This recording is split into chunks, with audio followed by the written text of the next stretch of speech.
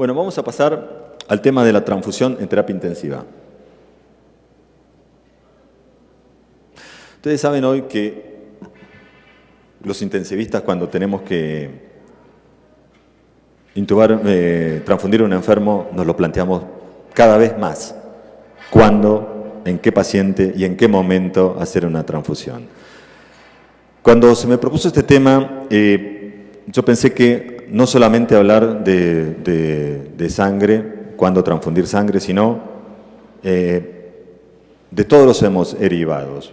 Por lo tanto, la sangre, glóbulos rojos desplasmatizados, sangre entera, plaqueta, plasma fresco congelado, crioprecipitado, concentrado de factores, factor 7 recombinante activado y eritropoyetina. En realidad, este grupo de factores a transfundir son los que me propuse de alguna manera poder hoy en 20 minutos ver hoy qué es lo que está indicado y en qué momento hacerlo.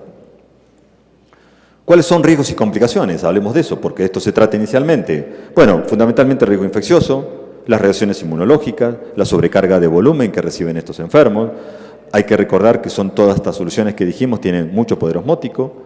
La hipotermia que producen, estas soluciones vienen del banco de sangre, las entregan frías.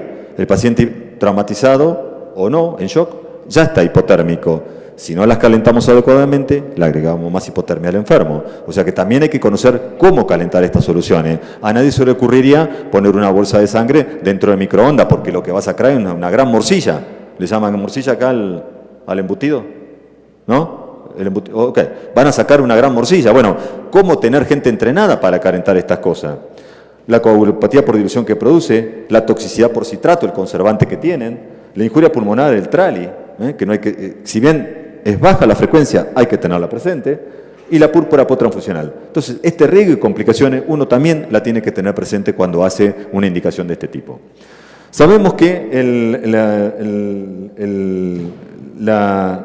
la indicación clásica en un paciente de menos de 55 años y un Apache menos de 20, debería tener una hemoglobina más de 7 gramos por decilitro. Si yo a ustedes les preguntaría si con 7 gramos por decilitro o menos de 7 gramos por decilitro intuban transfunden a un paciente, me dirían, levanten la mano, por favor. ¿Quién lo hace? Bueno, la mayoría. Está bien, es lo que hacemos todos, pero en este grupo de enfermos. En un síndrome coronario agudo, uno debería mantener una hemoglobina de más de 10 gramos por decilitro. Y en un paciente con isquemia tisular, mantener hemoglobina por más de 10, con alta saturación y alto gasto cardíaco. Esto en realidad, estos 3 puntos son los que hacemos de rutina todos los intensivistas, teniendo presente estas 3 cosas, ¿no es cierto? Porque en realidad estamos corriendo sobre el riesgo del enfermo. ¿Qué pasa cuando se transfunden glóbulos rojos? Bueno, por cada 300 mililitros que tiene una unidad, hay un aumento del hematorquito de 3% en pacientes sin sangrado activo, vale decir cuando tenemos cerrada la canilla de que ese paciente no esté perdiendo. La sangre entera se utiliza utilizada en sangrado activo luego de transfundir 5 a 7 unidades de glóbulos rojos más cristaloides. Hoy por hoy es lo que está indicado, utilizar paquete de glóbulos rojos más cristaloides y no sangre entera. Con respecto a la recuperación intraoperatoria, esto está muy utilizado fundamentalmente en lesiones traumáticas de tórax y de abdomen y está muy utilizado en nuestro país en los testigos de Jehová. En realidad los testigos de Jehová aprueban más esta técnica de recuperar, filtrar y volver a transfundir la sangre de ellos y no la sangre de terceros. Pero la recuperación intraoperatoria está muy en boga, yo no sé aquí en México si se utiliza y se utiliza. En cirugías, en traumatismos torácicos y abdominales.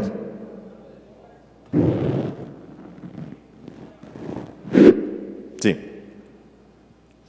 Y también, obviamente, la autotransfusión. Pero nosotros en los pacientes críticos, muy difícil que hagamos autotransfusión. ¿Cómo logramos tener un paciente que nos cayó del shock room, de la urgencia, traumatizado o del quirófano, lograr una transfusión? Eso podrá ser en el programado. En terapia intensiva, pocas veces lo hacemos. ¿Qué ocurre con el plasma fresco congelado? Bueno, se debe utilizar una vez descongelado por la disminución del factor 5 y 8, requiere compatibilidad ABO, una unidad cada 10 a 20 kilos de peso o 10 a 20 mililitros por kilo y está indicado cuando hay transfusión masiva con una relación de glóbulos rojos y productos de degradación de 3 a 2 y coagulopatía con sangrado activo o procedimiento con alto riesgo de sangrado, que esas son las indicaciones hoy día. ¿Qué pasa con los concentrados de factores de coagulación? Bueno, se utilizan por técnicas recombinantes o con concentrado de cientos de donantes. Y eso es un poco el riesgo que tiene, por eso un poco la toma de decisión en utilizar este tipo de concentrado. La indicación aporta factores de deficiencia, los mismos con mínimo volumen, fundamentalmente en pacientes con hemofilia A y B, y sin proteínas extrañas con técnicas recombinantes. Y son aquí también los benefactores aquellos pacientes que requieren de concentrados que tienen una deficiencia de factor 2, 7, 9 y 10 y de factor 8 y en los hemofílicos. Pero tienen un alto riesgo trombótico este grupo de pacientes. Con respecto a los precipitados, se obtiene a descongelar a 4 grados y recolectar el precipitado. Contiene factor de von Willebrand, factor 8, factor 13 y fibrinógeno en mucho menor volumen que el plasma fresco congelado. Y se administra una unidad cada 10 kilos de peso. Con respecto al factor 7 recombinante activado, las indicaciones que están aprobadas es en la hemofilia congénita, la adquirida, un déficit congénito de factor 7 y esta otra patología que es muy rara, que es la trombostenia de Glassman. ¿Cuáles son los prerequisitos? Primero, una corrección adecuada de la acidosis, si no, no es efectivo el factor 7 activado, mantener un hematocrito de más de 24%, un fibrinógeno de 1 gramo por litro, plaquetas más de 50.000 y corrección de la hipotermia. Lo mismo porque no es efectivo, al igual que la acidosis, el factor 7 activado cuando hay hipotermia. La realidad hay que indicaciones off-label de esta patología, de este producto. Ustedes saben que hubo un gran protocolo hace 3 años de qué ocurría en la utilización del factor 7 activado en el paciente traumatizado. Bueno, el protocolo se discontinuó por utilidad terapéutica, no se realizó fundamentalmente. Se juntaron todos los centros a nivel mundial, pero no se pudo realizar. Y se utilizó, o se utiliza en algunos centros, pero como indicación off-label, como trauma cerrado y sangrado no controlado por cirugía, por un sangrado coagulopático, o frente a la imposibilidad de control quirúrgico endovascular. En la obstetricia sí está aprobado, en la persistencia de sangrado masivo posparto o post-histerectomía, en legrado o sutura del canal del parto, en hepatopatías para profilaxis de maniobras invasivas o sangrado no controlado, y en cirugía cardiovascular, pero ya como una indicación de rescate.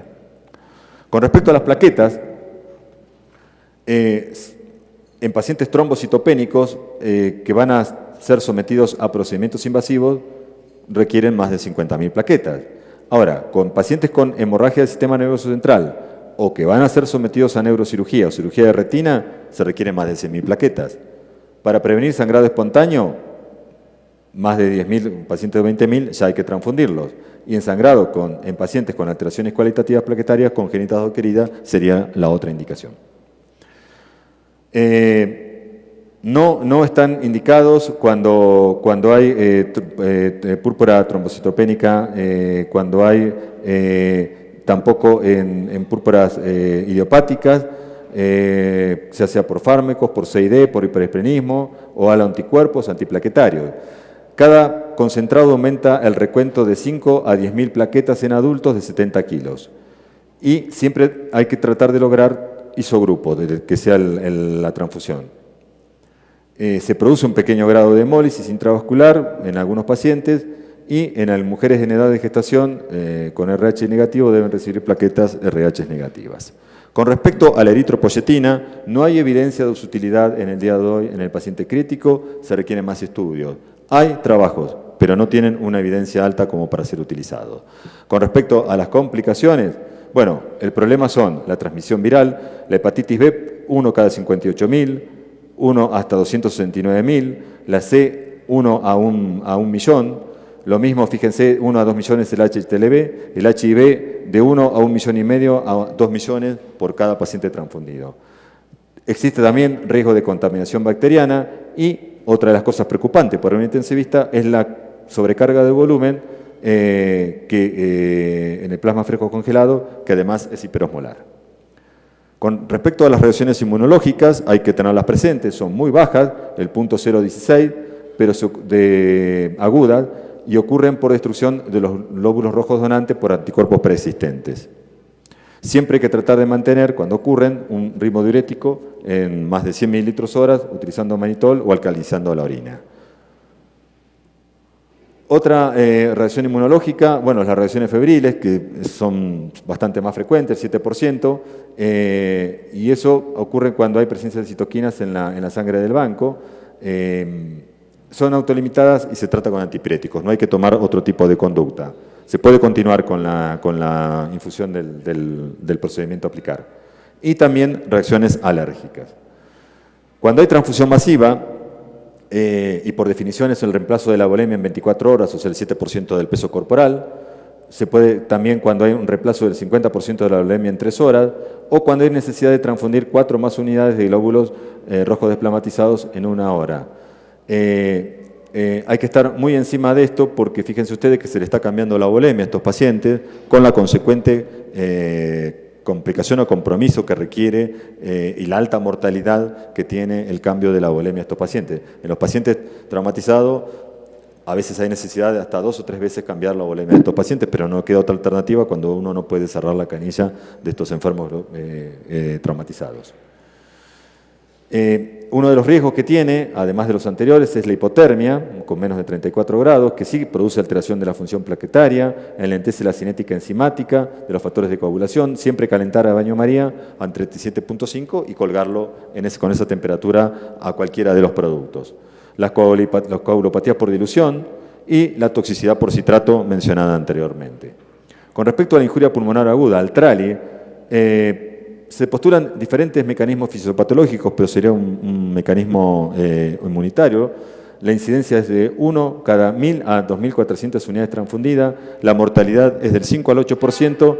El tratamiento de sostén porque se comporta exactamente con síndrome de dificultad respiratoria del adulto. Esa es la forma clínica de presentación.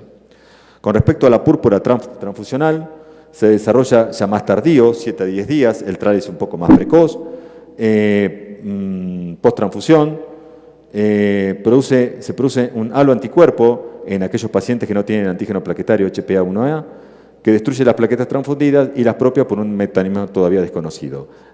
Tratamiento, altas dosis de globulina intravenosa y en futuras transfusiones de esos pacientes hay que hacer células lavadas o plaquetas sin HPA1A. Los puntos claves para recordar: contar con un laboratorio de hemostasia que pueda hacernos todas estas reacciones, contar con un banco de sangre seguro y bien provisto, conocer las indicaciones de los hemos derivado y valorar beneficios y riesgos y costos, y conocer las complicaciones y tratamientos. Muchas gracias.